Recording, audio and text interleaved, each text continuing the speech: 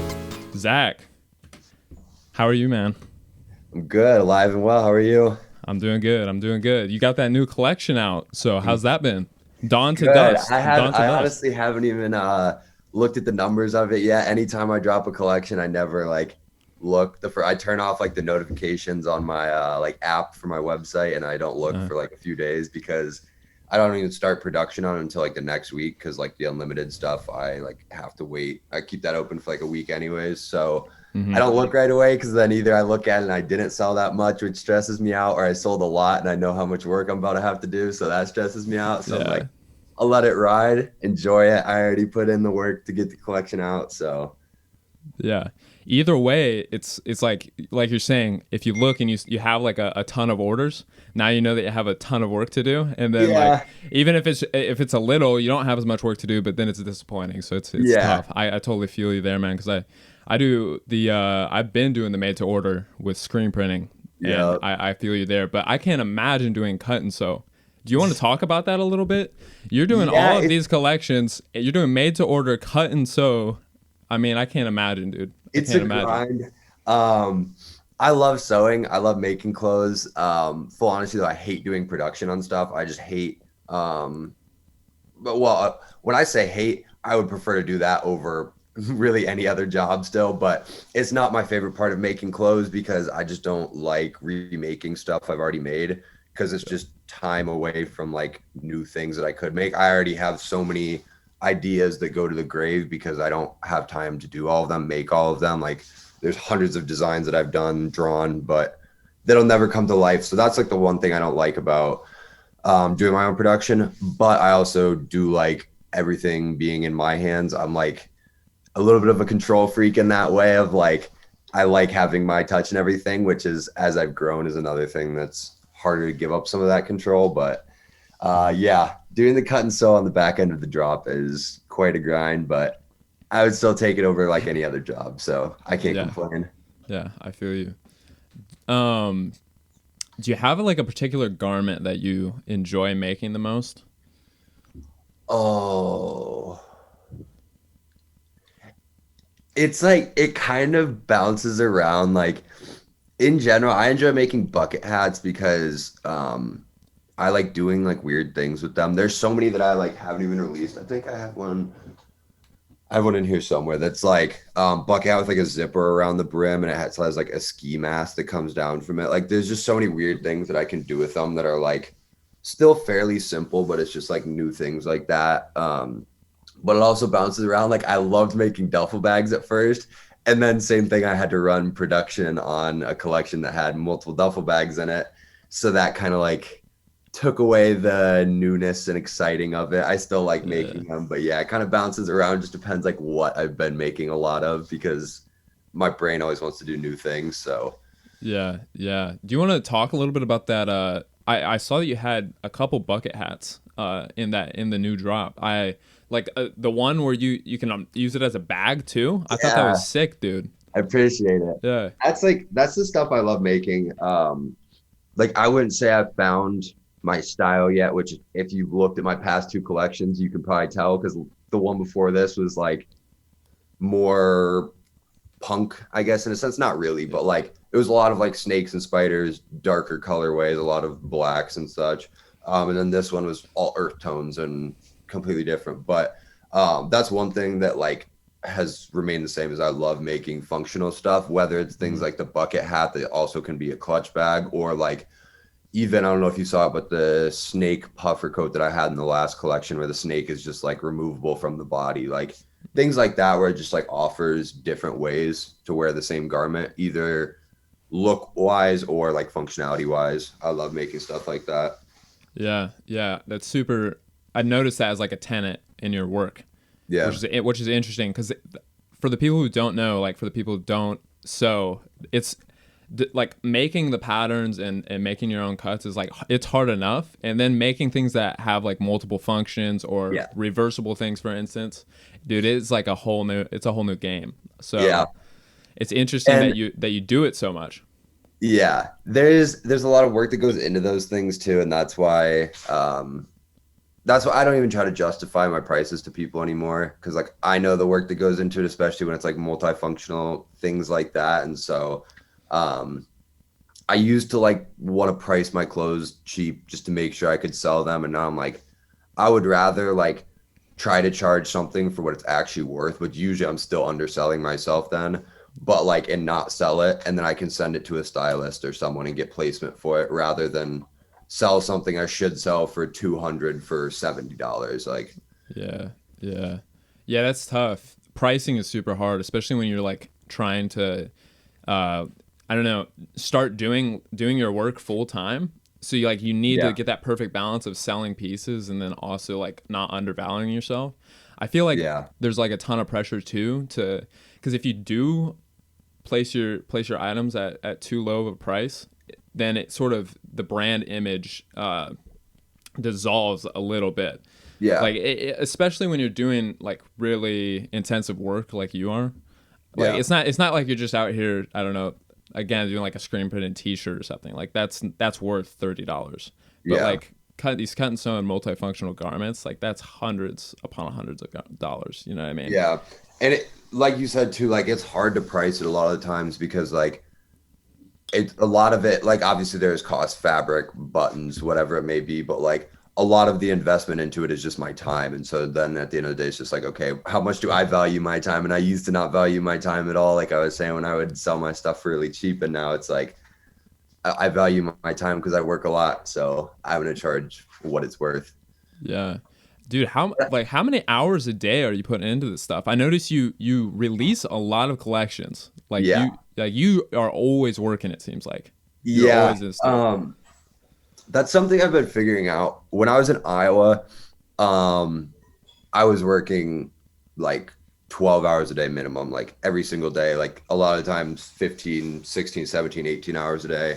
Um, and I think that was good, to have that like period of time where that's like all I did. And I like got a lot better at sewing, like putting the work in everything. But moving to Arizona kind of helped me on the flip side of that, of like people always talk about like work-life balance, which I think is partly bullshit, because if you love what you do, you don't, the balance will find itself then. But now I don't know, when when I have like a full day or like collections like this past week, I'm sleeping like 3 hours a night and like working 17, 18 hours a day. But like on average, if I'm just working 10 hours a day most days, maybe it'll take one day off a week. But Yeah. I mean, it's really tough. Like doing all that and staying on it like that. So when you moved to Arizona, okay, first I'm gonna ask, what led you to Arizona? Yeah. so Like, how'd you end up there? um life works its way out, man. But those pants in this past collection was the first piece that I made. So actually, a lot of this collection was made before my last collection, because like I'm working on this whole series, Beautiful Constraints, throughout 2021. And originally, this was going to be the first collection in that series, and then I switched things. So then I made majority of that last collection in like 3 weeks, 2 weeks, like right before, because I wasn't planning on dropping it yet. And then, so anyways, those pants from this past collection, like the multicolored ones, like I had those made, but like I was looking at them around the time of last collection. And I was like, these would be like so fire to shoot in the desert. So I was like, all right. And two of my friends had just moved down here. They had been wanting me to come visit. So I was like, all right, like I'm going to go down there and shoot. Like bought my videographer a plane ticket too. He came down with me. And so we shot the video here. And then my two friends that I was staying with, they were like, why don't you just move here? And I was like, I can't, like I'm in school. They're like, all your classes are online. Like just every excuse I gave, like they had a comeback to, I suppose.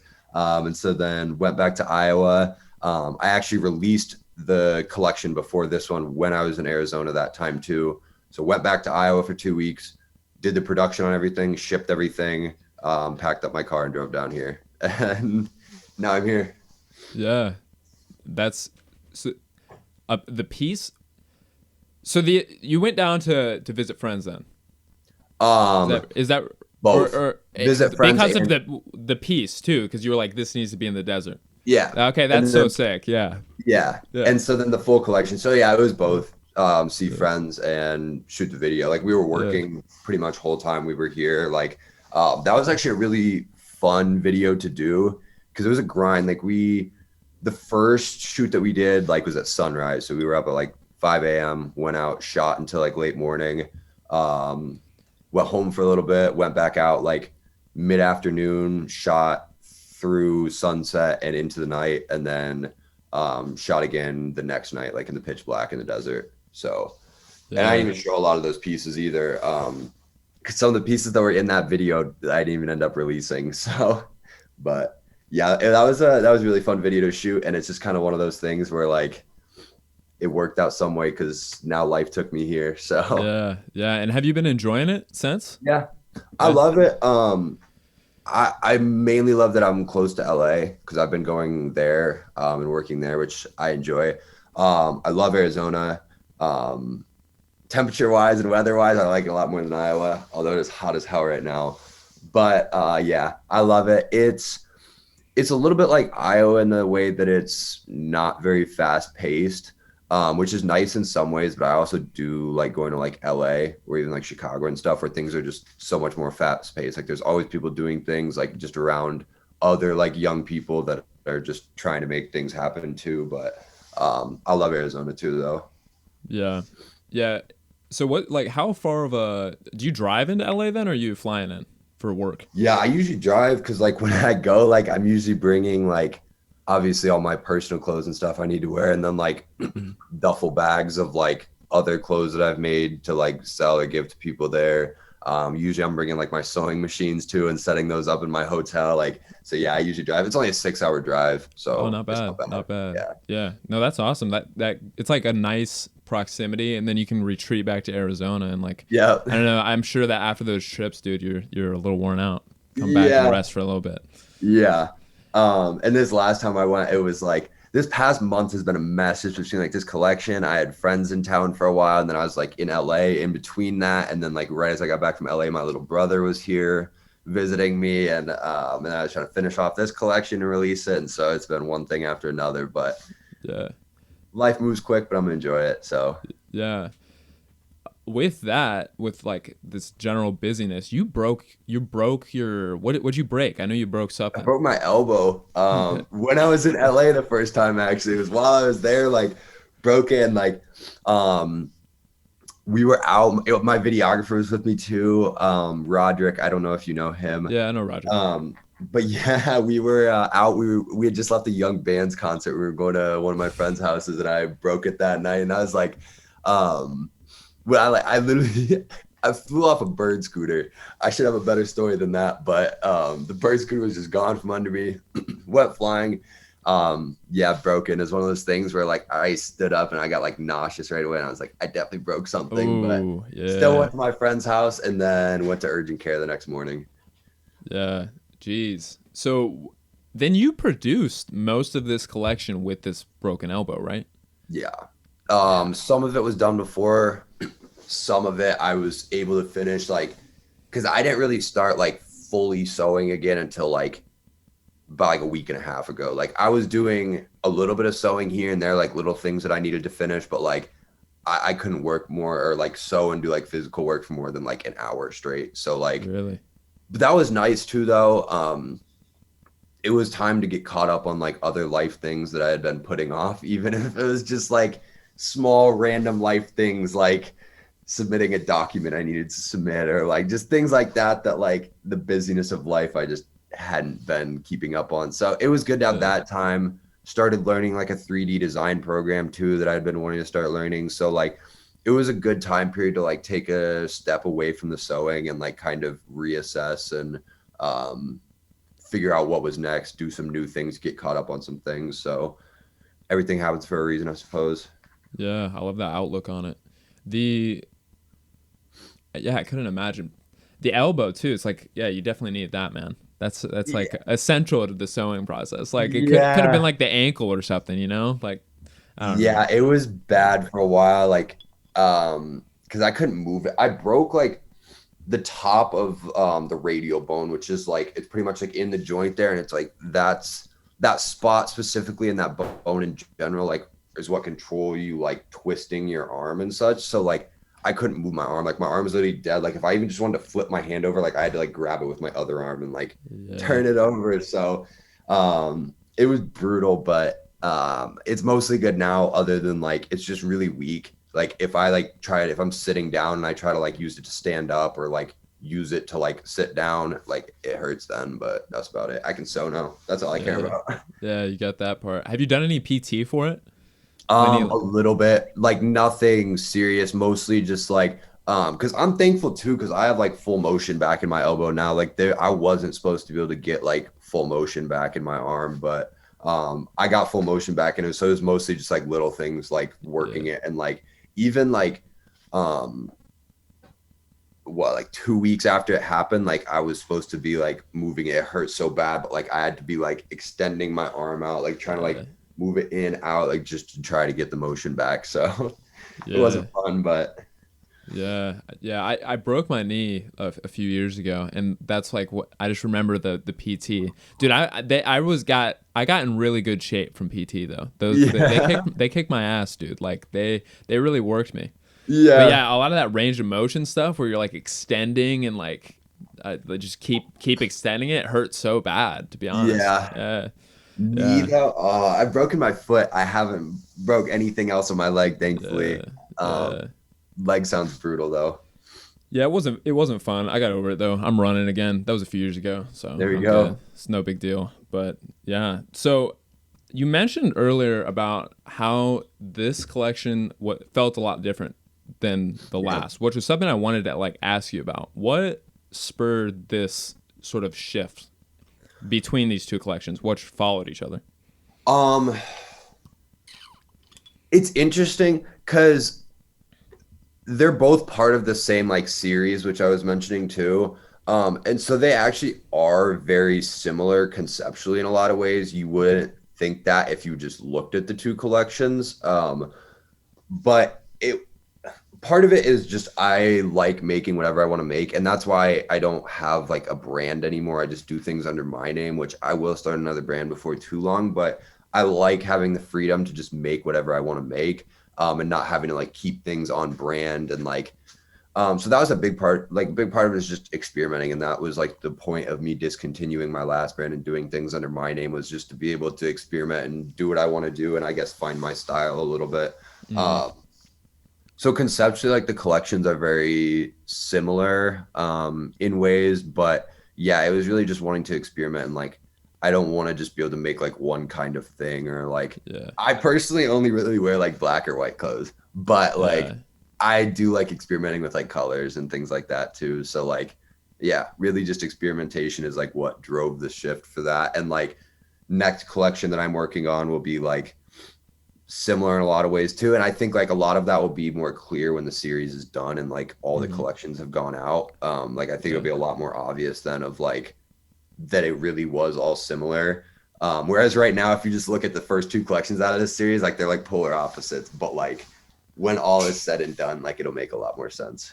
okay, I love that. So, what are some of the conceptual similarities then?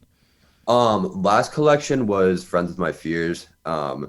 And so I guess to put it like the series as a whole is beautiful constraints. And it's kind of the idea that um, it means a lot of things. I guess the beautiful constraints part is really about like in life in general, like whenever personally I felt like a constraint or an obstacle or things like that. It's almost like a test from the universe in a way of like, if I push through that, like there's always something beautiful on the other side, whether it's me just like improving significantly, like connections that come out of it, opportunities, like there just always seems to be blessings that come from it. Um, and so the idea as a whole is just like experimenting with and looking at different things that have like constrained me throughout my life. So the first one was Friends with My Fears. Um, so each piece, I never even released a list for it of what each piece meant, but like each piece represented like a fear of mine. And so there was like the snakes and spiders and everything. So it was like that seemed obvious, but like all of them had a lot more deeper meanings than snakes and spiders.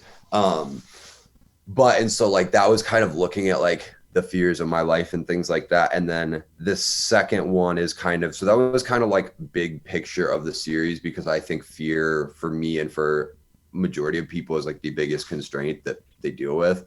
So then the second collection, Dawn to Dust, was like exploring kind of like connection between humans and our ability to like reshape and restart ourselves whenever we want. So it's like Dawn to Dust, and that was like, those pants are kind of like the whole, I don't even know, I guess like the big picture of the collection, because it goes from like the red down into like the black at the bottom, which is actually not black, it's like a dark brown, but it's kind of the idea of like red, like a sunrise, or like blood, which is like what we come from, what keeps us alive, and then down into like the black brown, like dust.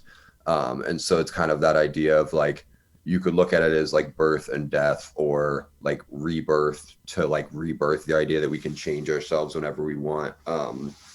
And so that kind of ties into like the fear factor too, of like people are scared of change. And so this is kind of just looking at it as a way of like taking things head on, and you can change your life whenever you want. So Yeah, I like that a lot. It reminds me of existentialism. Yep. Following, so that kind of makes sense too. Following like the fear collection, it's like you deal with your fears, and now let's restart. Sort of thing. I like that. Yeah. And also like with the whole big picture of it, the beautiful constraints.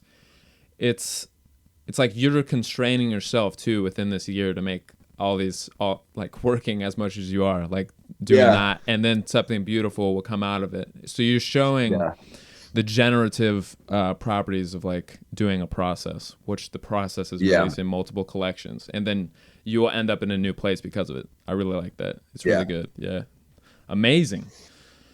What's any idea of where you're heading next that you want to? I don't know if you want to like share too much of that yet, or if you have it all. I have a lot of projects in motion right now. The next month is like a mess. I'm going to get through that, and then kind of step back and take a little break and reassess what I want to do next. I don't think I'm going to release another collection this summer, just because I don't really like releasing summer clothes all that much. So I'll probably do just like some little random drops, and then like end of the summer, probably September or so, will be like the next full collection. But yeah, I have I have a lot of projects in motion right now with Levity. I don't know if you're familiar with them. It's a music group. Two of my friends, and so I'm making like 160 hoodies for them right now. I have a tour wardrobe that I'm working on, which I'm not going to speak on fully because it's not everything's gone through with it yet, and I don't want to speak on it yet and then it not happen. But that I'm doing production from this last collection, doing some samples for some other brand owners, a bunch of miscellaneous things like that. So things are really all over the place right now, but I'm just having fun with it. Yeah, I love it. You got a lot in the air. So you mentioned how you dissolve your brand before, and I actually know nothing about this brand at all. Like, because I only found out about you. I don't know. I think I just like saw you on Instagram like 6 months ago or something. I followed you, so I only know you from doing this cut and sew stuff. So what were you doing before? All screen printed stuff. Like, it was weird. The brand had changed a lot, because when I started quote unquote making clothes in high school, as in I was throwing random graphics on hats and selling them. It was more of just like a money thing at that point. And then like I got into doing like hoodies and stuff, and then like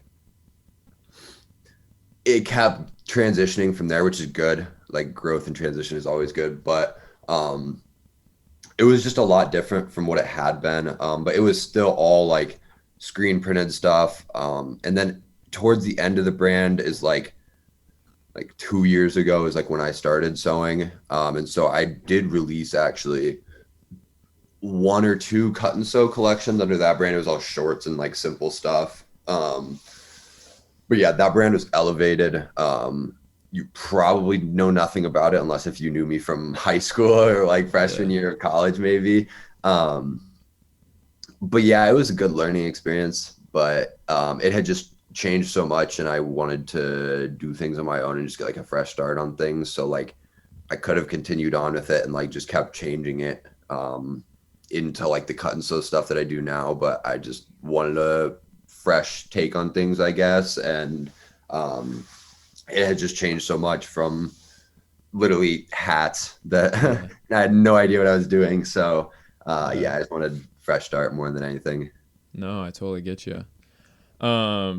So you go to Iowa then? Is that right?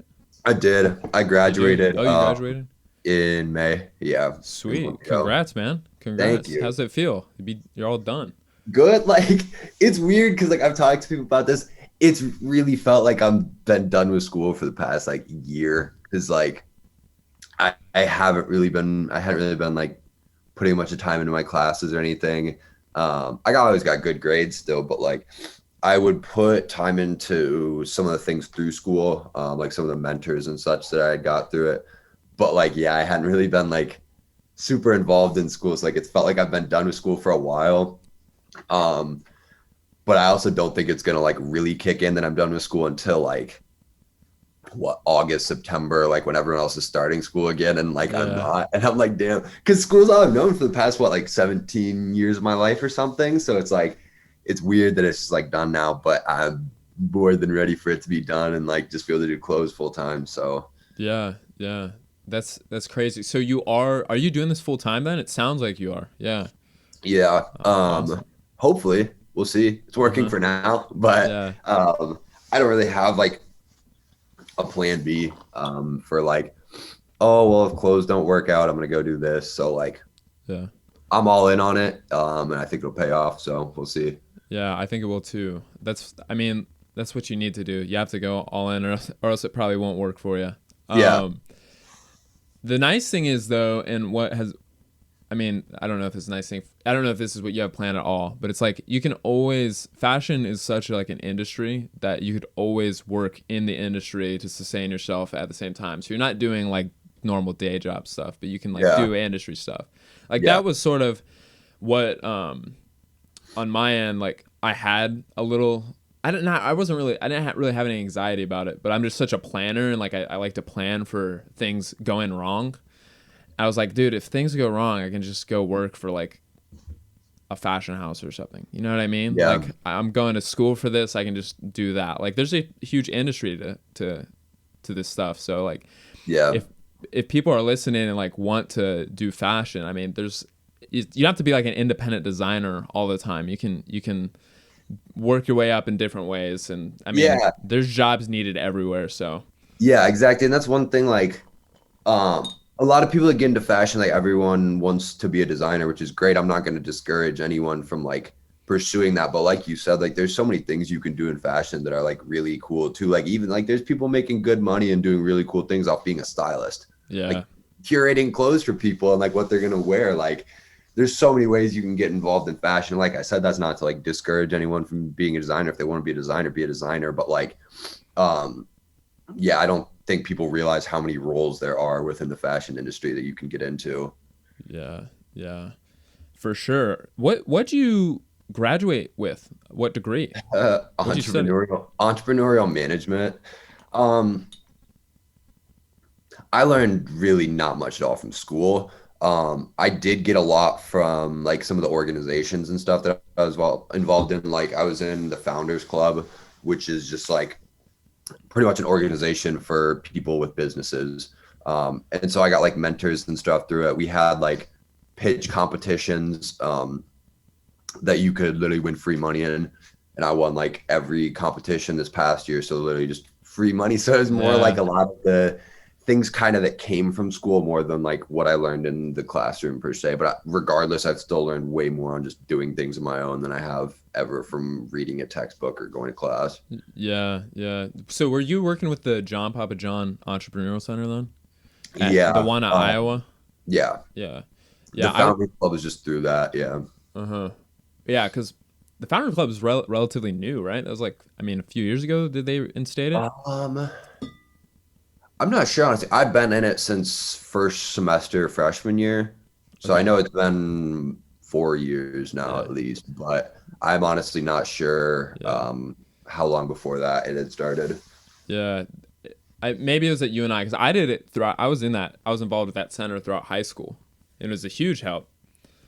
Um, like it, huge benefits of just being surrounded, like you said, with like other people who are running businesses, and then also like Yeah. business advisors that they'll hook you up with. I don't know. Yeah. It was a really good program. Like Yeah. getting it get I haven't looked at like Kent State yet to see if there's like a similar entrepreneurial center to get involved with, but at UNI Yeah. and like the John Pop John Entrepreneurial Center, which is at all the Iowa State schools, it's pretty good. Yeah. Yeah, they have a good program, and yeah, like you said too, like it was cool, like just seeing all of the other like students and their businesses and stuff. It was also funny because um, like a lot of like the exec people within like the Founders Club program like didn't take me seriously at all my first like 2.5, 3 years because like I'm a kid that makes clothes, and it's like anytime like you go tell someone like I make clothes or like I make music or things like that, they always like assume it's bad right away because like Yeah. you like that's just how it is. And then like they saw me like progressing, and then like more of them started to see my work, and they were kind of like, oh shit, like he's actually talented. So that was just kind of the funny part too, is that like I would be like pitching in competitions against people that have like tech companies that are like doing like crazy things, and like I'm winning competitions, and I'm just like, hey, I make clothes, like. Yeah. But Yeah. yeah, I loved it. And it was like, it was really cool. Back to what I was saying about LA, like just being around other people that are young and trying to make things happen and pursue what they want to do, whether it's like a similar thing to what I want to do, or even like I have a couple of my best friends down in Arizona that like run a food truck, like nothing like what I do, but like it's really cool to like see what they do. And they're both my age too. And like just getting after it, trying to make things happen. Yeah. No kidding. You really need that, especially you're coming in. How'd you start doing cut and sew? How'd you teach yourself? Um, My mom knows how to sew a little bit. She used to make like dresses and stuff back in the day. So she walked me through making a pair of shorts, like pretty much how to read a pattern and such. Um, and then I just kind of went from there. I spent the first like 6 months of it just making shorts over and over because I got really good at making a pair of shorts then. And I was like too scared to try anything else. And then I tried like sweats, same thing, just longer. Um, so then I did sweats, and then like I was like, okay, this is boring now. Like I'm gonna actually start doing it. So then I started trying everything, and like there, like a lot of these are like first for me, like that. I don't know if you saw like the black and gray denim jacket out of this last collection. That was really like Yeah. the very first denim jacket I ever made. I made that like beginning of 2021. So like Yeah. there's still a lot of firsts for me, but yeah. So it was she helped me make my first pair of shorts, and then from there is it just YouTube and trial and error, just trying things over and over, like combining different things I've learned, and yeah. Sweet. Yeah, you're a wizard with that, man. It's hard. It's seriously difficult. Yeah. Yeah. Like I'm out here in like a class learning that stuff. I can't imagine. I mean, it's really technical. And Yeah. so how many years are you in doing this now? Like cut and sew? Um, about exactly 2 years. Exactly two. Right. Yeah, Yeah. dude, you're making crazy stuff 2 years in. I'm Like these trying. jackets, that Zen Garden jacket. I'll put it up on the screen for people watching the video version of this. Yeah. But you want to explain that to the audio listeners, like what? I love Because that it people. was so cool, dude. I appreciate that. And it's just weird because like that's how my brain works. Like I don't know if you saw like the picture I posted, like the inspiration picture like with it. But like if you know what a Zen garden is, like it's like has the sand in there, and then there's like a lot of times like the rocks that are like stacked in there, like how you see those stacked rocks even on like mountains and such. But I literally just I don't even know where I saw it. I think like someone I know posted on their story, and I don't even remember why. But I like literally just looked at it. And I just like when I saw the picture, I was like, that's a denim jacket right there. And I just screenshotted it and then like drew it, and like it's literally made from khaki pants, like cutting apart khaki pants. And so like yeah, it has like kind of the two colors like going across, like how they have like the rakes in there, and like draw the lines to the center, so it's like that, and then it has like the rocks on it, and then back to kind of like the multi functionality that we were talking about before too, of like then it has the backpack on back. that's completely functional and also can be removed and can be like a side shoulder bag, and then the rocks can come off and be clipped to the side or clipped to the backpack and things. So yeah, like the idea came from literally seeing a random Instagram picture that was nothing clothing related, but it gave me an idea, and then I just kind of went with it from there, and figured out as I went.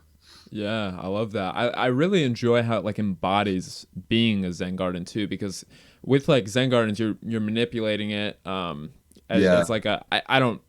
I'm acting like I know a lot about this. I don't know anything about Zen gardens hardly, but I yeah, know that you like manipulate it and it's relaxing.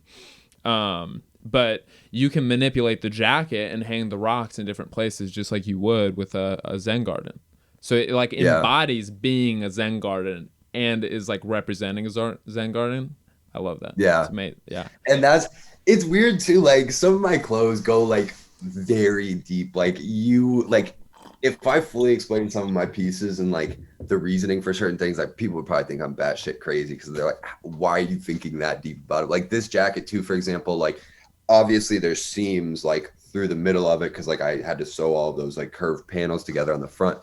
Um, so usually with stuff like that, like I would line the jacket pretty much just to like hide that so you can't like see the sewing on the inside. It doesn't look bad by any means, but it's just like the more like luxury, high quality way. But I didn't line it partially because I didn't want the jacket to be that heavy, but also just because I was like, well, like the idea behind like this Zen garden, like balance, like the balance of it is that like to have these like beautiful things, like it looks beautiful on the outside, but then like there's that more I don't even know messiness, I guess, on the inside, and like you have to have that to like have that beauty, and or just like in life in general, that's how it works. So like that's why I didn't line it. That's like I don't know, like I go down some rabbit holes sometimes. I probably overthink some of my reasonings for things, but yeah, I love it. Yeah, that process. yeah. How do you feel like your process like what is your process just with creating new pieces? Um, it kind of depends. Like a lot of this last collection was figuring things out as I sewed because since a lot of it was made from thrifted jeans, it was kind of hard to like plan it because I was like, I might run out of like fabric of like from this pair of jeans and like if I plan all of this according on that not happening, and it's like it's so hard to tell like doing it from a pair of jeans as opposed to like a 2 yard cut of fabric that I buy. So like um stuff like that and like the one of ones, like a lot of it's just figuring out as I go, like start with an idea in my head of what I want it to be in general and then figure it out as I go.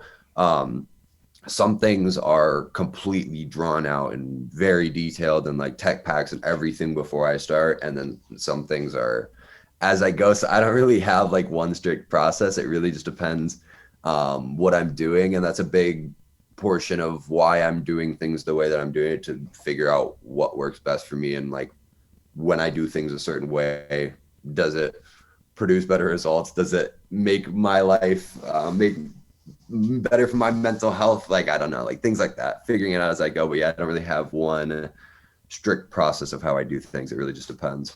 Yeah. Okay.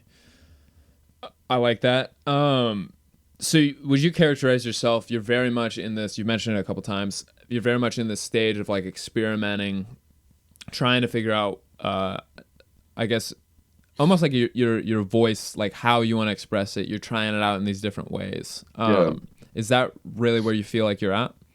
Yeah, and a big portion of it too is just figuring myself out too. Like this is like this making clothes in general, but this series is like very therapeutic for me too because all of it's very meaningful and it's like I'm learning a lot about myself too as I've like done these collections. So that's like a big idea behind it too, is just to experiment with things and like experiment with things like physically making clothes wise and conceptually. And like a big part of it too is like the like even the fears that were talked about in Friends with My Fears, like a lot of those are still fears that I deal with. And so it's kind of like through making those, like it makes me even more aware of those things. So a big portion of it is experimenting with conceptualizing things and better understanding myself in the world at the same time as experimenting with actually learning and making better clothes and like the physical product too.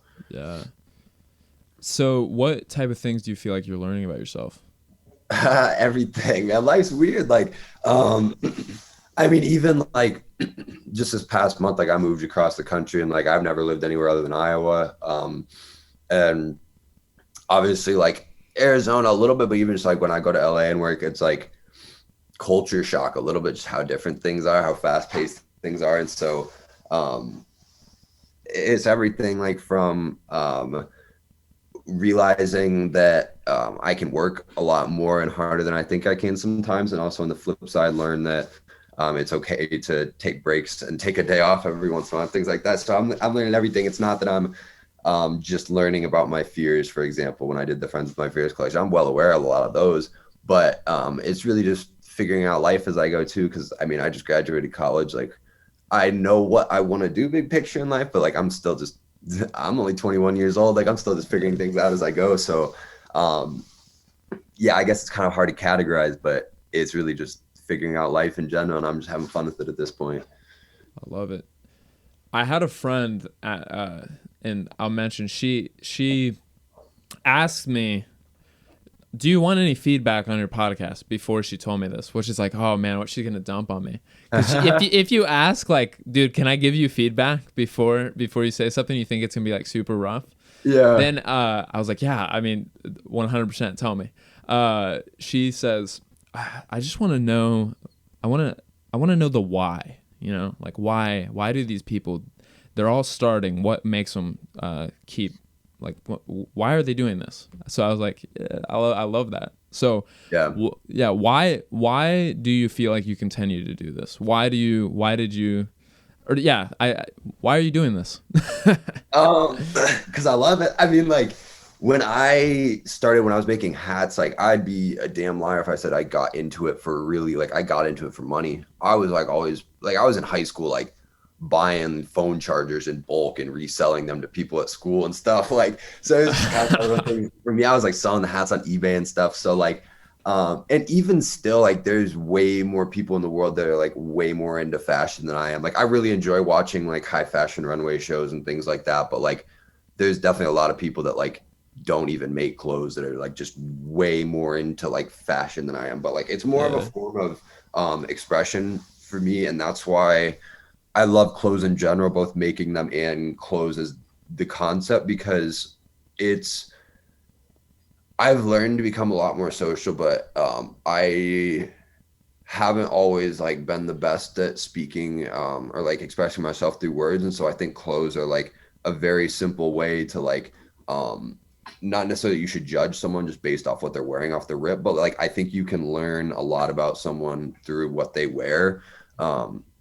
And so that's really a big portion of it for me, but like ultimately it just comes down to expression and through being able to design it and then also wearing clothes too. It's really just expression and I love it. I love the making portion of clothes. Like my why for that is because my brain is like very creative partially, but I'm also like good at math and stuff too, and more like logistical sort of things. And so like I can like design clothes and do like the creative aspect too, but then also figuring out like how the clothes are going to get made is like really cool too. Cause like figuring out making a pattern and all the, it's a grind sometimes, but like, yeah.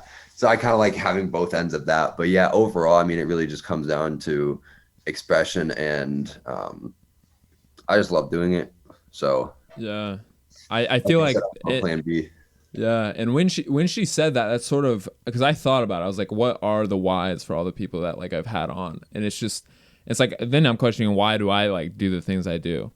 It's just like it's just you just do what feels like you should do. I don't know. It's not like you don't need to like convolute anything. Like if you like doing something, do it.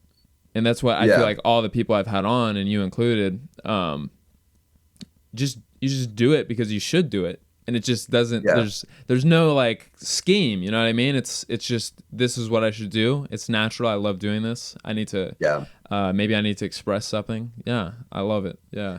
That's very true. And like, I think your why is like ultimately really all that matters. Cause like, especially in creative industries like this, but in life in general, like you have to have a strong why to like put in the hours to like get where you want to be and get to your goals. Like if you're doing it like, I guess money can be a why, but like money's rarely ever a true why for people, whether they think it is or not. Like maybe they want money so they can help support their family or something, but like money alone isn't used to. But regardless, like I think it's very important to have a why, but I think also on the flip side, like people are scared to like try things because maybe they don't have a why to start. Like, and I've talked even with like my little brother and some of my friends about that who are maybe younger than me or like still figuring out what they want to do. And I've told them, I'm like, you're probably not going to figure out what you want to do through school.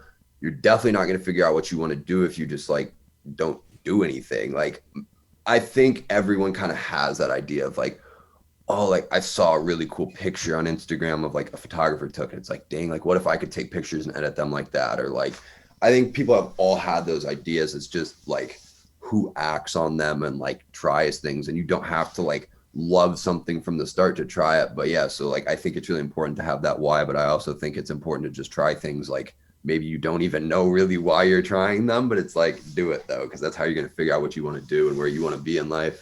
Yeah, yeah, you gotta. It's all about acting. Like it's all about doing things. That's what Yeah. spawns more things to happen. Yeah. It's like if you drop a rock, it will have ripples, and like the ripples will be new places to drop rocks or something. You know what I Yeah. mean? Like, so the people who like, yeah, you can't just sit and like think, oh, I ought to do anything. You know what I Yeah. mean? Like, you just do it, try it, and like do it, give your best attempt. Obviously, Yeah. do it with sincerity, live Yeah. honestly, and I feel like that's how you can you can figure it out that way. You know? Yeah. And I don't think, I guess kind of on the same page, like I don't think that if you're gonna like do something in life and like really do it, like you shouldn't half-ass anything you do.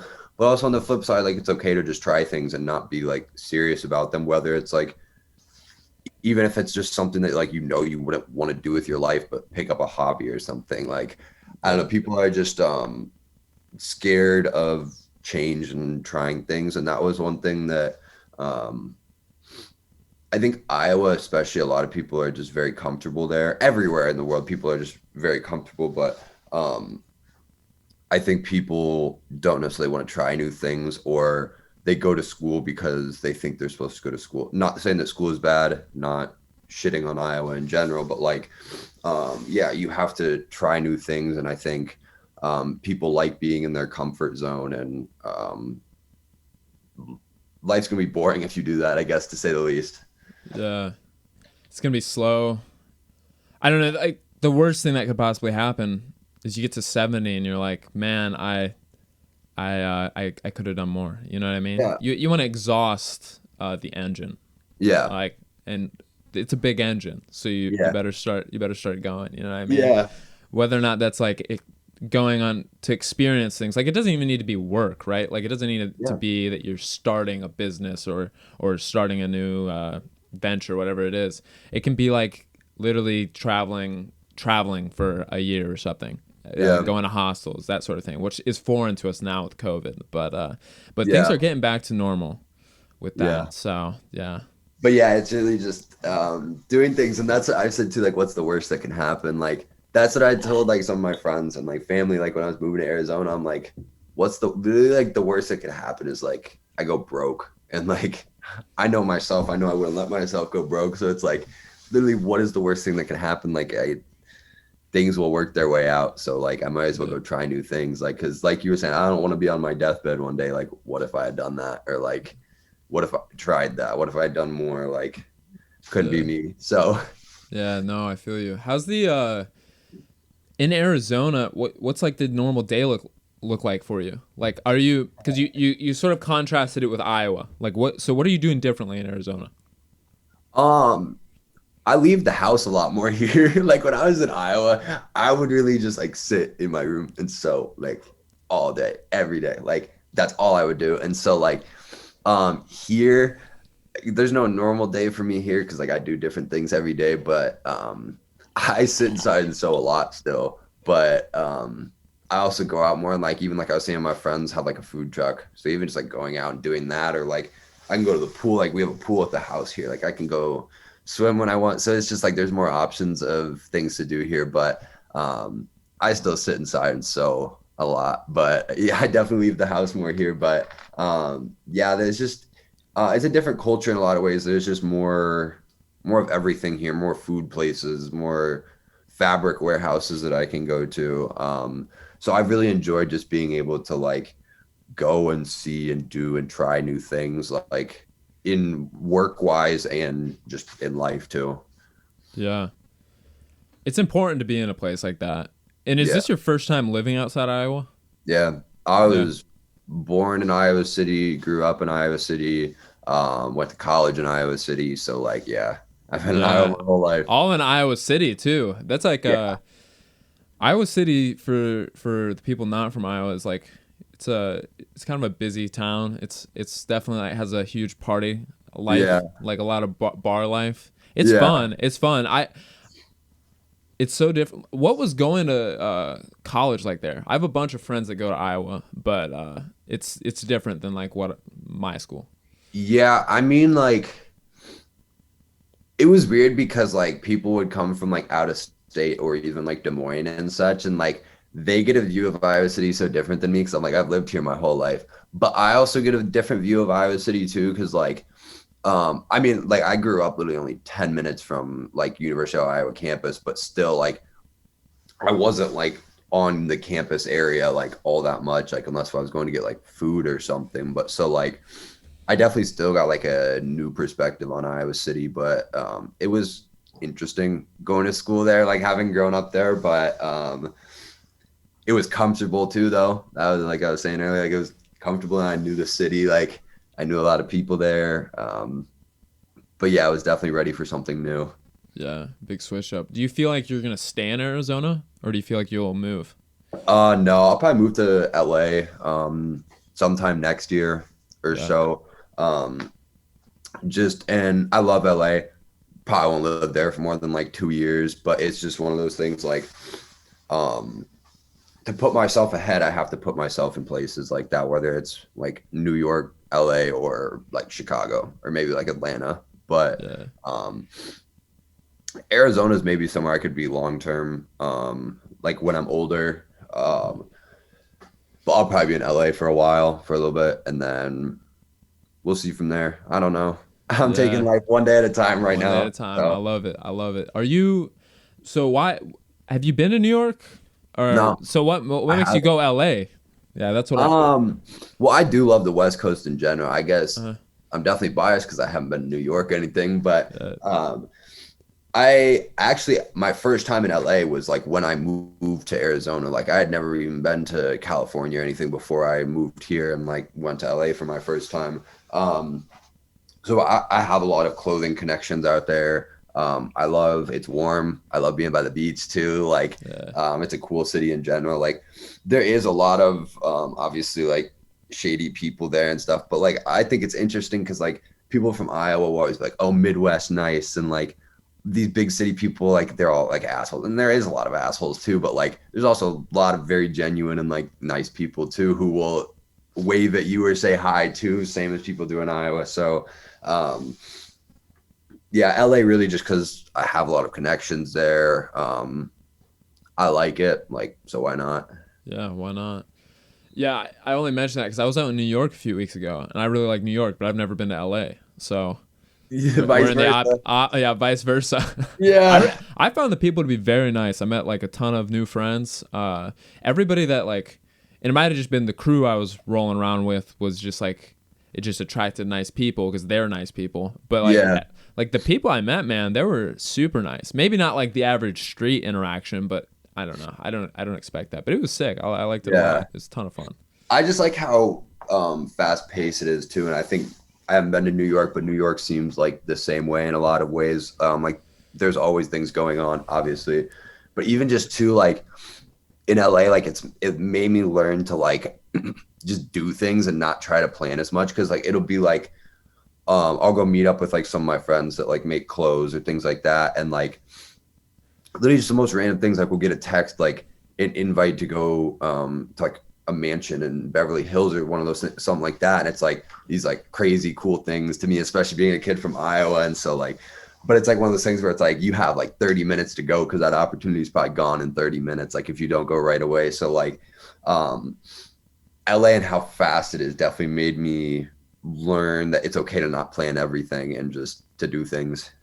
Yeah, take things like one step at a time. There's a ton of stuff going on. Yeah, Yeah. I really like that about the big city. Yeah, it's a ton of it's super. I don't know. I went there and I just saw how it flowed, and I loved it. It was awesome. Yeah. The I had something I was gonna mention. Yeah, I don't know where I was going with that. I had something, but I don't know.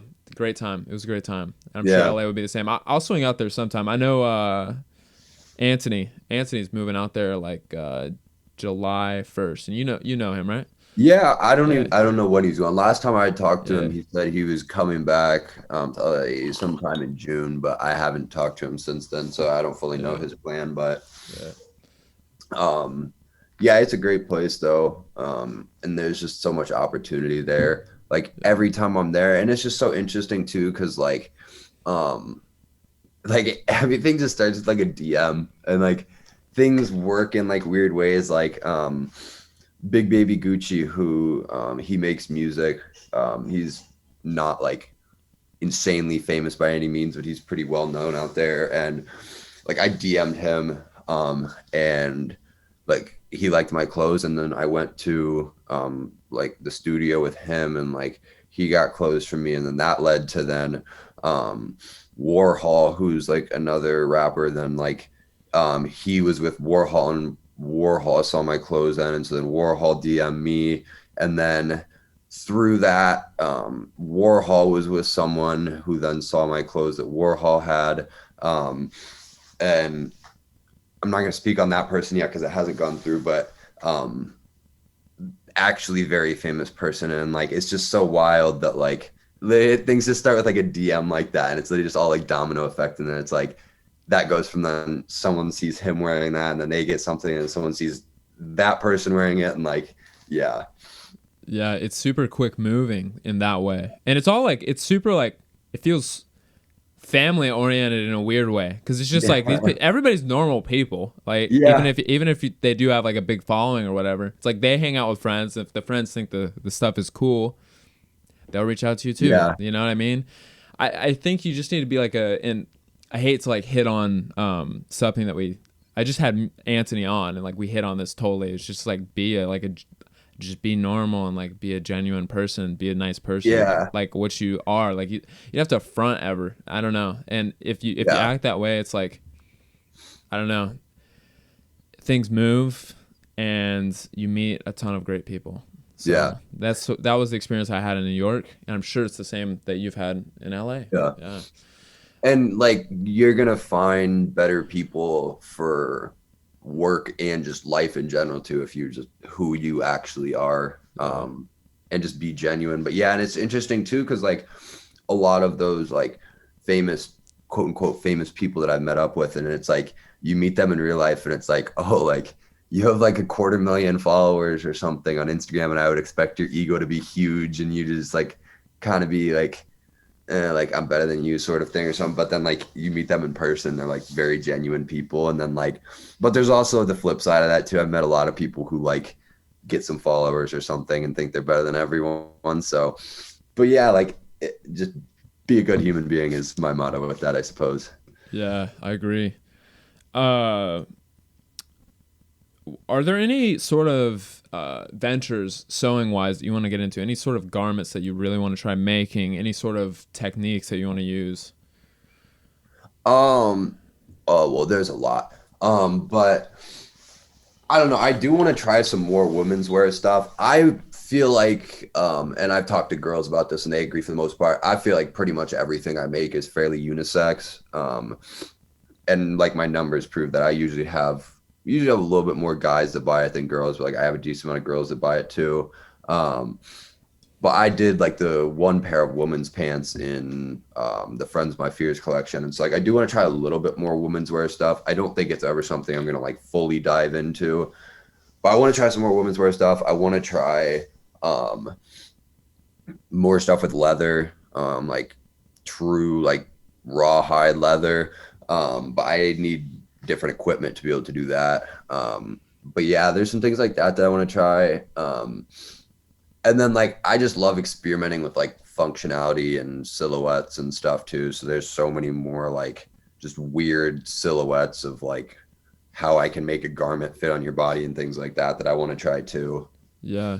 Speaking of that, I saw this T-shirt. And the T-shirt that you had, like the V-neck T-shirt that you had a Yeah. really interesting cut to it with the strings that could also pull and like give it a slightly different shape. I thought that was Yeah. interesting. What made you go with that sort of cut for a T-shirt? Um, because I haven't really had anything like that is like why I did it. Like, I all the clothes that I make, like I don't make something that like I wouldn't personally want to wear. Like I'm not like, and that's why it's so easy to me too, because I'm not like I don't know. This is the first example that popped in my head. Like I'm not trying to run like a dance studio where I know nothing about dance and like I'm just trying to make money off of it, you know? Like so like I just make things that I want to make. And so like I think it's an interesting silhouette. I like oversized things. I like things that are a little bit cropped. And I haven't like had any shirts like that where it's like the kind of like down to your elbow, but still like a short sleeve. And then the functionality wise of the strings, I was just like, I want to throw like a little something else extra onto this piece, and that's where I went with it. So Yeah. Yeah, I thought it was really interesting. I also had it reminded me of like a poncho, like the bottom of it. yeah, Yeah, yeah, and I thought that was interesting because you're in like in Arizona, and I know like I don't know ponchos. I just get like this vibe, like this Arizona vibe, and then with the yeah, T-shirt, it was represented in the T-shirt. So I yeah. thought that was interesting. I think that's funny too because I have multiple people like say that too of like I can tell like how you living in Arizona like has influenced the clothes that you make, and I'm like that's true, but also like a lot of this collection was like designed or made or at least designed before I moved here. Like a lot of it, the reason I am here is because I came here to shoot the video for this collection. So I'm like that's interesting that you say that because like it's almost like the opposite of like this collection more influenced me to come to Arizona more than like Arizona had influenced the collection. Then I guess in a way it did because a lot of it was like earth tones and like desert and natural colors. So I guess in a way Arizona did influence like Arizona's a bunch of deserts. But yeah, I thought that was interesting. Yeah. Do you have any? So, and I noticed that your presentation, which you worked on with Roderick, Yeah, very centered on like the landscape of yeah. Arizona. Was there any particular uh, reason? I mean, it's a beautiful landscape, but I just want to hear you speak on it. Was there any particular reason that you chose to sort of highlight that throughout all of the product, like editorial shots and the video? Yeah. I mean a big part of it was just color scheme. Because like the colors just look great in the desert. Like we didn't do any coloring on the video or anything like that. Like the colors just matched really well. So yeah, a big portion of it was that, and just the idea too of this collection, like I said, is about human connection with other humans and with the earth, like our connectedness with everything, whether it's other people or the earth as a whole. And then also, like I was saying, the dawn to dust idea. But yeah, so like a big portion of that, like our connection with nature too. So that was obviously then a big factor of why everything was shot outside too. Hmm. Do you have any thoughts on sort of like the editorial shots, the people wearing the clothes, how you want to move forward with that in the future? I've thought Any about that a lot. Yeah. It's Yes. So what do you got on it? I don't fully know honestly. I've tried both. Last collection I did all like pictures on like white screens and stuff, but of people actually wearing them. This time I posted a lot more straight like flat product shots because I'm still learning. I'm just experimenting with what I personally think is best and what I seem to get the best feedback on too. Um, but I do want to do like even crazier photo shoots and such in terms of like ways to display the pieces. a big portion of why I did this collection the way I did in terms of like flat white shots is just because of all the details on the clothes that I wanted to be able to highlight. And it was harder to do that like with the pieces on body, like even the lookbook style pictures that I post, like don't do the clothes justice because you can't see all the little details. So that's why I did it this time, but I'm going to keep experimenting with it. I want to do like really crazy photo shoots, like editorial wise, but yeah, I'm the same thing as always been talking about too. I'm just still experimenting with it. So Yeah, just trying things out. How do you feel about the importance of the internet right now and in showcasing your clothes and all of that? um it's scary honestly because it's so important. Like if social media was just gone tomorrow, like I'm probably not paying rent this month. So like I need social media and like as a long-term goal, like I've had a storefront before in Iowa back a couple years ago. And that's something that I want to build out, like having longevity and like in-person connection to like more pop-up shops and things like that where I'm not just known through social media only. Um, but also it's so powerful too, because like I was saying earlier, like with the DMs that have led me places, like you can connect with people so easily now, Mm-hmm. which is incredible. But yeah, it's also scary as hell at the same time because like if social media were gone tomorrow, like that's bad for business. Yeah, no kidding. Yeah, everything relies on it, and then you're like subject to like algorithms that aren't always that great. You know, Yeah. you could work for months on a piece, and then for some reason it just hits it wrong, and half the people will see it, Yeah. and then you're like trying to live off of it. So it's Yeah. interesting. It's I used to interesting. like care so much about like numbers and things like that in terms of like not even like for an ego thing of like I need a lot of likes on my picture, but I was like I more thought that like the amount of followers I had and how many likes I got and things like that like would dictate how much money I was making, but also too just like how good my stuff was. And that's just like not true because I know I hate judging other people's clothes, but I know there's a lot of people that I make a lot better clothes than, and they have a way bigger following. People, there's a lot of people that have make way better clothes than me and have less of a following. So like, I don't get Yeah, caught up in the numbers anymore because like I could still make moves regardless, and like social media isn't real life. So, but it yeah, also kind of sucks that like it does matter at the same time. Like you have to pay attention to your numbers and stuff because like when it's how you make your money into your life, like does matter to an extent then too. yeah, yeah. It like the actual like visual appearance of like, oh, I have this many likes. I don't think is that important, but it's just a matter of like actual the people who see it. You know, Yeah. like you just want to make sure people see the stuff. You Yeah. know, I don't care if people like it, but you know, as long as it's out there and people know that it's out there, you don't want it to get swept under the rug, basically, by the Yeah. algorithm. Do you have any? So you're mentioning like physical store, which for whatever reason reminded me of just like manufacturing things. Because right now you're doing all of this stuff on your own in your house, and it's like you can only keep that up for so long, man. I feel like unless the prices are like $10,000 a piece, which they Yeah. could get there 100%. But Yeah. where what are you thinking with that? Yeah, no, I'll be moving into manufacturing this fall. I haven't decided when I'm gonna start the next brand yet. I'll still always have like buy Frisbie and do some things like under my name, and do like one of ones or whatever it may be. But I will move into manufacturing some more. It's just I'm moving very slowly and carefully with it because one, I care about like my manufacturer being like sustainable, like environmentally and just like human rights wise and everything like that. I also really want my manufacturer to be domestic, ideally too, just because I want to be able to like walk into it, like walk into the warehouse or manufacturing plant and like be able to see my stuff being made and like, no, I don't want it like that, like do this, things like that. And like long-term goal, I want to build out like my own warehouse and have my own team of seamstresses and stuff where everything is made in-house. But yeah, I'll move into manufacturing. It's just slow and I'm being careful with it because I want to keep the individuality and uniqueness and such of the pieces. I want to make sure that the manufacturer is doing things right, like environmentally, human rights, all that. So yeah, I'm gonna move into it. It's just slow. Yeah. I like that you're keeping that all in mind because it's wild. Like if you Yeah, outsource too much, you're not paying attention to the factories you're working with. All of a sudden, your stuff's getting like made in Bangladesh with I don't know, like literal slave labor practically. You know what I mean? yeah, So it's like yeah. definitely you got to keep it in mind.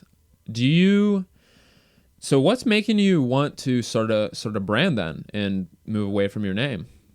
Um, I wouldn't move away from my name. I just want to have. Um, it's just weird for me too. Like, not that this is really like much of a reason for it, but it's just like, oh, you make clothes. Like, what's your brand? And I'm like, I don't really have a brand. Like, I guess buy Frisbie, but like, I just make clothes. And so like, I guess that's a portion of it. I also just do want to see what I could do with like a brand and like keeping theme things like on theme for the brand now. Since I've learned a lot and grown a lot clothes wise and as a person since my last brand. Um, and the brand would probably be more of my manufactured stuff, which would still be like very unique stuff and like obviously stuff that I like. Like it wouldn't just be a straight like sellout of like I'm just doing this to try to make money, but like I could do more of like some of like my bigger ideas through that, or maybe like things that I would want to put in stores or things like that. And then I could do things under Buy Frisbee for like one of ones and like the really crazy stuff that I want to do too. Yeah, so you can kind of split the flow there. It's also probably just it's a good idea to have that and almost let the brand operate on its own just to make this like more sustainable for you to live off of even. You know what I mean? Yeah. Yeah. Is that something that you think about a lot? Or are you just taking it Yeah. one yeah.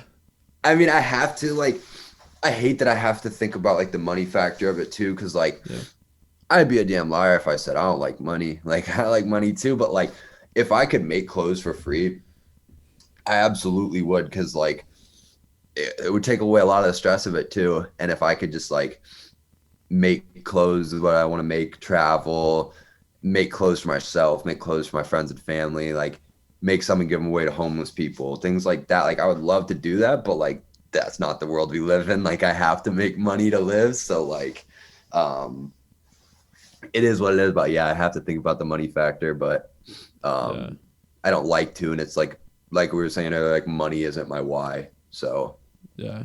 It's not a very strong why ultimately. Like it'll crack before you get there, I feel like. yeah. Yeah. Yeah, I feel like that's something I'm gonna have to think a lot more about here in a few years, like when I graduate. I'm sort of Yeah. living in this like umbrella of, student loans and being in school, which is like Yeah. the ultimate excuse to just work on this stuff solely and like not worry too much about the money. But Yeah. then like as soon as I graduate, I feel like the pressure is gonna be amped up a little bit in that way. Did you feel that way when you graduated or not Um really? Yeah, it also came back to like I felt like I've been done with school for a while too, Yeah. though. But yeah, I'm like, it's weird though, because I'm like, I'm an adult now. Like I don't have like school where it's like, um, oh, like it's okay if I'm like not doing anything that crazy, because like I'm in school still, you know. Now it's like, damn, I'm in the real world. Like I have rent to pay, I have to eat, like Uh, so I have to do what I have to do. But yeah, I like school being done with school is definitely like even more of a kick in the ass, but like I've been kicking my own ass for a while and like I'm self-motivated. I've been doing that. So it's not really anything new, but like it is still a little bit of a wake up call at the same time. yeah. Yeah. It I don't really know where I was going with that either. I need to get more tea, man. Is what it is. But what is some of your like? Do you have any favorite collections that you look back on and you're like, oh, I really liked working on this. I really like this time in my life. I really like this piece. Um, Friends with My Fears probably because that was like a very big turning point for me. Like I hadn't done any really full cut and sew collections before that. The two collections before that were like mostly like hoodies with like sewn patchwork stuff on them or things like that. So like um friends with my fears then, like that snake coat especially was like a really big breakthrough for me because I was like, I literally sat on that design for like 4 months. Like, I'm gonna do it now. I'm gonna do it now. I just kept not doing it because I was like, in my head, I was like, no chance I can make this. Like, I can't make a full removable snake from the body. And then like, I finally was like, fuck it, I'm gonna do it. And then I did it. And like, after I made that, I was like, oh shit, like I can really make anything I want. Like, if I just take the time and do it and like figure it out as I go. Like, so that piece especially, but that collection as a whole was just like a big wake up call for me that I'm like, oh damn, like I'm more talented than I guess I thought I was. Like, and that was also around the time too where like I was a lot more comfortable with the clothes I was making too. Like before, like, and I mean I'm still like I can always do better, but like that was also the time too then where I was like comfortable enough with what I was making that like I could hit up like famous people and like think that like, oh, like they actually probably will like this. Like I'm not just like a random like just sending them something that I'm like, shoot my shot. And so like, yeah, that collection was like just a very big breakthrough for me. And that was a weird period of time in my life too. Of like I was almost done with school and like I was figuring things out as go. So it was a weird time in my life, and that was just like a very breakthrough collection for me in a lot of ways. I love it. I remember you did you make a lot of duffel bags for like a certain band or something? Or like a certain music group? Because I remember you posts and stuff about that. Yeah. I did stuff for 99 Neighbors back in, what was that, January? They had like a concert in Iowa, and like someone hit me up and asked if I wanted to do pieces for them. So I was like, sure. Yeah. And yeah, that was a cool experience. I still keep up with like a couple of there's like 9 people in that group. Really? I still keep up with like a couple of them. Yeah. But yeah, I did that project, and that was like, I mean, they're not like famous, but that was like one of the first projects I worked on for like someone like a lot more famous than myself, at least I suppose. And like, yeah, it's been cool like since then to a lot of the other projects that I've been able to take on, and like things just keep growing. But yeah, that was a fun project. Sweet. So do you feel like you want to keep, because you mentioned that you've done other stuff now with musicians in LA. So yeah. It's like, do you want to keep expanding in that direction, working with more and more musicians in particular? Yeah. Music and clothes are like my 2 favorite things in life. So like, okay. Definitely, I always will work with musicians, and like, I'm working on, I guess I can talk about it. I'm working on like part of a tour wardrobe right now. And so like, that's just like really cool to me to like be able to work on designing part of, and like, just like something that like someone is going to use as like a part of their image when they're going on tour. And like that's just really cool to me in general. But yeah, I just love music. So that's definitely something I'll always do. Yeah. What type of music do you like? I listen to everything but country music. I don't listen to much like heavy metal or anything like that, or like gospel music, I suppose, but like pretty much everything else I listen to. Rock, alternative, like EDM, rap. Cool. Pretty much everything. What's been on the recently played? Dude, the music. Okay. The music I've listened to recently is like just the most outlandish stuff I've been finding. Like literally like bands and stuff I've never even heard of. But I've also been playing, you know how you get like your like a playlist from like the last year? Yeah. I've been having like that on shuffle like hella recently, and like I don't know why, because like I've listened to all that music a bunch, but I don't know, Swayze, he dropped a new single that's good, California Day. Wiz the MC, another person I have no idea who that even is. Random song I found by him, but Dayglow. I'm not even gonna lie, I have a couple TikTok songs in here too. Big Baby Gucci, of course, always. Rock Ken. Yeah. Sweet. Nice collection of stuff. Actually, Dominic Fike for a while. Oh my God, I was listening to all of his music. His music is so good, but like I went on like a bender of that, and I had like I was literally like only listening to his music for like 2 weeks. Yeah, he's real cool. I got into him like 2 years ago now. Whenever I think he got out of jail and then like was hanging out with Kevin Abstract or something, and Kevin Abstract made a video with him, and that's what like put me onto him. Yeah. But he had like, is it called the demo tapes? Is that what? Yeah. Yeah. Has he put out anything since then? I haven't checked. He hasn't put out anything in 2021. I think he put out a little bit. He might have put out something. 2020 was What Could Possibly Go Wrong. Okay. I might have listened to that. You like that album? I might need to go back and re-listen to it. I remember it coming out, but you know how it is. Like you're listening to something and something new comes out, you kind of forget about it for a second. I don't know. I need to go back and like check it out because I really did like the demo tapes a few years ago. Yeah. Yeah. Double Negative and Superstar shit off that album are like two of the best goddamn songs. I still listen to them all the time, and like I'm kind of the same way of what you were just saying, where like a song comes out and I just like listen to it like so much, and then I start to get tired of it, something new comes out. But yeah, like these are ones that are just like timeless, like I keep listening to them. Yeah. Do you listen to music while you sew, or are you doing podcasts? What are you doing? I have to. I would go crazy if I didn't. I pretty much am like always listening to music, like in the car, shower, if I'm working, like if I'm with friends, we usually have music playing. But yeah, music is like very important to me. That's like one of the first things I ever like loved. I never really got into making music or anything, but yeah, I literally always have music playing. Like I think sewing is what got me into a lot of other kinds of music too, because I used to only listen to rap music for the most part. But like I cannot listen to like only rap music when I'm working all day. Like it's just sometimes it's just like too hectic, and I'm like, if I'm stressed or something, like I need something more relaxed or like. Yeah, you need to switch it up a little bit too. Like if you're working for like 12 hours, man, you can't just listen to one genre. Or like that's also with the listening to podcasts is nice too, because it helps you break up that flow and gives you some variation. Because if you're just on like one like rap bender or like whatever you're listening to for 10 hours straight, man, it gets I don't know, it's not ideal. It's not ideal. Yeah.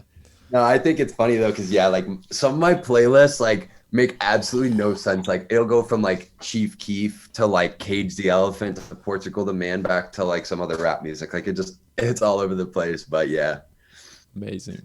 That's why I love podcasts too, though. I love podcasts for like long car rides, especially. Usually when I listen to most of the podcasts I listen to, or like sometimes random if I'm like cooking or something too. Yeah, like driving to LA, man, you need 6 hours there. You got to fill out that time somehow. Exactly, yeah. Yeah. Are you doing those trips by yourself usually? Roger's come with me some too. But yeah, sometimes alone too. It really just depends. But I mean, 6 hour drive is literally nothing. I drove the 24 hours down here straight, like just all the way down. I didn't stop or anything. So like after I did 24 hours straight, like 6 hours literally feels like nothing now. No kidding. What was running through your head? You're driving 24 hours straight, changing your life drastically, all by yourself, dude. What's going through your head? I can't even lie. Like it was almost like, this sounds so bad, but it was almost like a blackout. Like, cause I was literally just like so focused on driving that I was literally just like, and at that point too, like, cause I'm driving through like Kansas and Oklahoma and stuff. And I'm like, I literally don't know where I am. So, but it got interesting because I was driving through southern Kansas, like Oklahoma border, and it's like 5 a.m. It's like pitch black out. And I'm driving around, and all of a sudden there's just like hundreds of rabbits like running everywhere, like on the side of the road and stuff. I'm like, dude, where the hell am I? Like, this place is weird. And then it starts to get really foggy, and I'm like, oh, I'm about to hit a deer or something, of course. Like, and like, so I'm sitting there, and all of a sudden, the biggest owl I have seen in my life, like, and it's like all white too, and it just like swoops down in front of my car, like floats there for like a half a second, and like before I can even like think, it literally just like dive bombs up my side mirror and breaks my side mirror. And so like, and it was so loud too, like it literally sounded like I hit a deer and broke my side mirror, whatever. And I stop at a gas station like 5 minutes later, start driving again. And then a few minutes after that, there's just like a huge wolf sitting in the middle of the road. And I'm like, dude, where am I right now? Like, what is going on? Like, it's literally like middle of nowhere in like Kansas, Oklahoma. Like, you're driving for like 150 miles and there's like no towns. Then you'll see some random tiny town that takes you 3 minutes to drive through, and then it's nothing again. Like, yeah. So that was an interesting drive, and that was an interesting like 15 minutes too, right there. That's wild. A wolf? Like Yeah. was it really big? It was like massive. The animals are huge. This was like the biggest owl I'd seen, like the biggest wolf I'd seen, literally just like sitting in the middle of the road. And I was like, it was like 5 a.m. at that point. I had already been driving for like 10 hours and I had been up all day before that. So like obviously I'm really tired. I literally probably would have thought I was like hallucinating had I not like had the proof of like my window or my mirror was broken. Like otherwise I would have been like, was it like 5 a.m. and I was just like tweaking, like thinking I saw all of those animals or something? Like, I don't know. But I was like, no, like my mirror's broken. It happened. Did you fix it on the road then? Or did you get all No. the way to Arizona and then you fix it up? Yeah. So thankfully, it didn't like fully break it. It like knocked the cover off and like kind of just like broke it in a little bit. So I was able to like get it back into place enough that like I could use it still, thankfully, because I had so much stuff in my backseat that I couldn't see out of my rear view. So I would have just been down to like one side mirror then on the other side, had that one fully broken too. But yeah, no, I just kept driving. I didn't like stop or anything like when I hit the owl either. I was just like, God damn it, keep driving. So it floated? Like was it flying with you or is it flying at you? No, so like it literally came down from like the top left, like so I'm in the driver's seat, and then just like we literally just like made like eye contact for like half a second, like stopped and then like dive bomb. And actually the wildest part too, so I was talking to my mom's boyfriend about it. Like I told him that it happened. He said he was driving through Kansas too once and the exact same thing happened to him in the middle of the night. It was like he said it was also like a massive white owl swooped down, like paused there for half a second and then dive bombed his side mirror and broke it. Literally the exact same thing. I'm like, what is going on in Kansas, dude? There's something going on here. Like the owls have a vendetta or something. They've got a mission. I don't know. And it was Dude, like a wild. Harry Potter owl too, just like this massive all white owl. Like I don't know, dude. But Kansas is an interesting place. It was an interesting drive though. I got into New Mexico, like literally right at sunrise, so that was beautiful. Like, oh yeah, driving right into there because like as soon as I got into New Mexico, it was just like open fields. Like it was like movies where it was like massive like tumbleweed going across the road and stuff. Like it was wild. A kid from Iowa like had not seen much stuff like that in life. So all in this like crazy 24-hour journey. yeah, it's so wild to me. Yeah, yeah. that's awesome.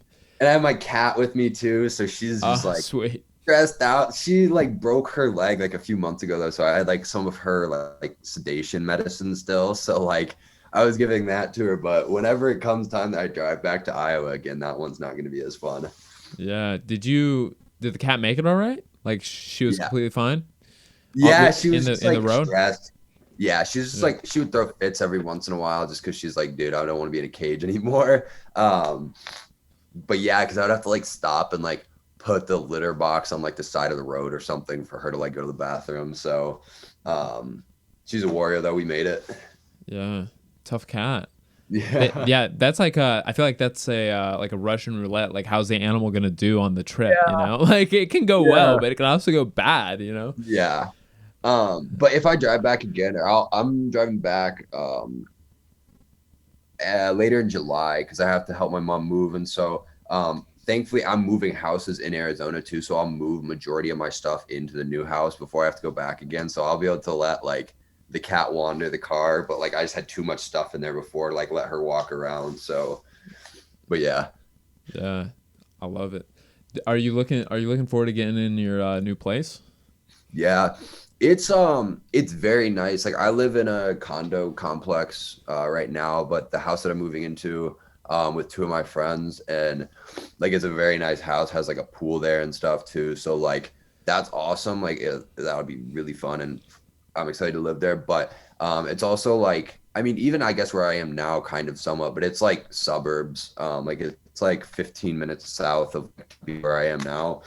So I guess from like an outsider perspective, it would just be viewed as like suburbs of Phoenix pretty much. Mm-hmm. But yeah, it'd be kind of weird like being back in like suburbs again. But I'm looking forward to it. Yeah, nice. yeah, returning to like, is that how it was? I mean, Iowa City's like that. All of Iowa was like that. It just feels like Yeah. that sort of suburban feel. So you're going back to it. It's interesting. Yeah. Is that gonna It'll be be, like is that gonna be a year long lease then? um, Or I don't know. My friends already live there, oh, and I'm just moving in with two of them. Actually, my two friends I was saying that own the food truck.